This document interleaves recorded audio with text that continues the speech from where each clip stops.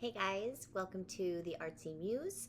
I am Lulu, and this is where we ponder some of life's deepest mysteries. Stay tuned.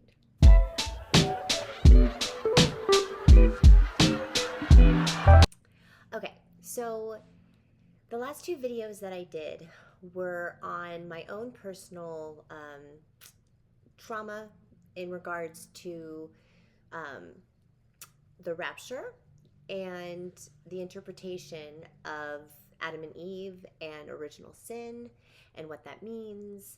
And then today's is on Bible inerrancy and what my personal, view is and how I think it should be just, mused about and see like what's going on.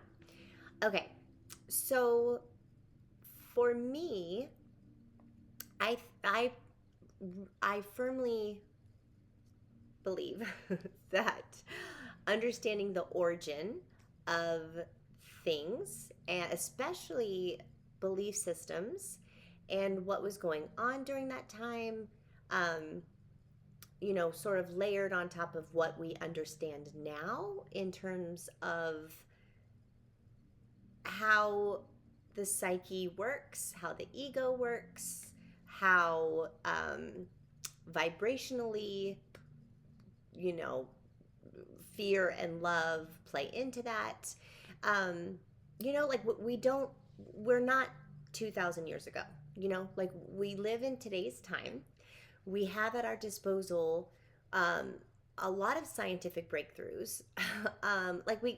We have technology, we're able to research things, like we're not 2,000 years ago, like we're today, and we can't help that, and we shouldn't continue judging ourselves based off of what ancient ideologies thought.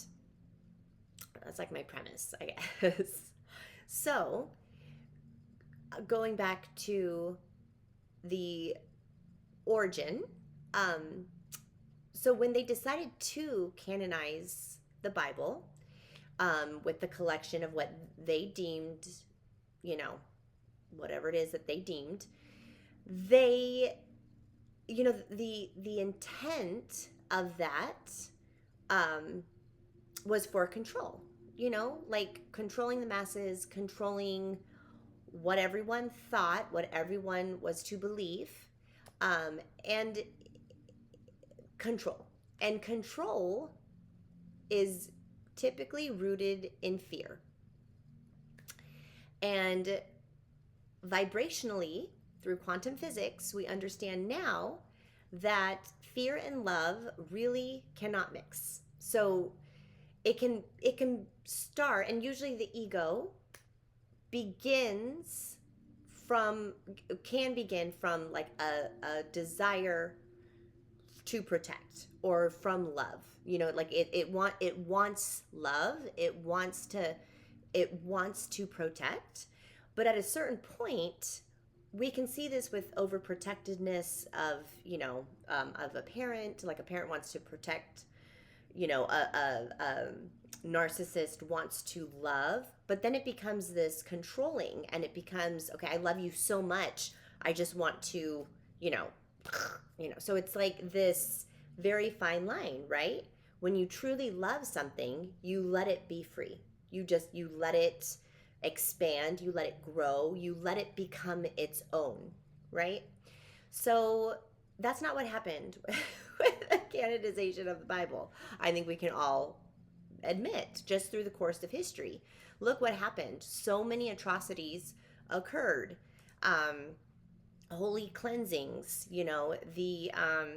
I have mommy brain, so I'm not even going to try to attempt to go through, the different, but we can all, fill in the blank of what happened under the guise of, that. Okay, so I'm running out of time.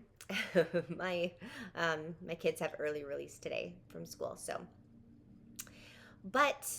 basically, I'm excited to go deeper into this because early on in my journey, it was it really became apparent, and it interesting that, the Bible has been set up on this pedestal of um, of this, equal to, um, you know, as if men's influence was not also infused into it, and I think it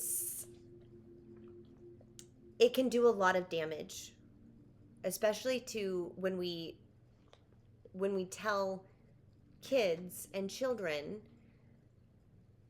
that these things are absolutely, going to happen. I know for myself, like it really wreaked havoc on my inner world and my choices that I made, and my creativity and my ability to be present and be okay with myself, you know. Hi. So yes, so that's where I'm going to leave it today. Um, but I'm excited to. This has been a huge week for me, just being able to show up every day and record and share my thoughts and my heart. It's exciting when you begin to embody, the universal laws that are dormant inside all of us. And when we begin to lull our ego to sleep and not give it as much attention and not let it be our master and allow it to be a tool rather than, because otherwise, perfectionism, procrastination, depression, anxiety are all rooted in fear. And the ego is that fear. It's fear driven. It's trying to protect, but it's that unhealthy, like it's not inept. Like it can be savvy, but when it's left to its own, when there's no um yeah, it's just a terrible master after, you know, an extended period of time. So I am looking forward to going deeper with this, and I hope you are having an amazing week, and I will see you soon.